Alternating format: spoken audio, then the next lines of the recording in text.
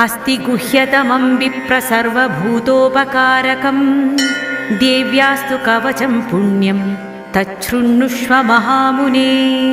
प्रथमं शैलपुत्रीति द्वितीयं ब्रह्मचारिणी तृतीयं चन्द्रघण्टेति कूष्माण्डेति चतुर्थकं पञ्चमं स्कन्दमातेति षष्ठं कात्यायनीति च सप्तमं कालरात्रिश्च महागौरीति चाष्टमं नवमं सिद्धिदात्री च नवदुर्गा प्रकीर्तिताः।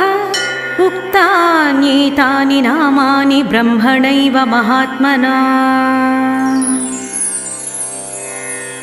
अग्निना दह्यमानस्तु शत्रुमध्ये गतो रणे विषमे दुर्गे चैव भयार्ता शरणं गताः। न तेषां जायते किञ्चिदशुभं रणसङ्कटे नाप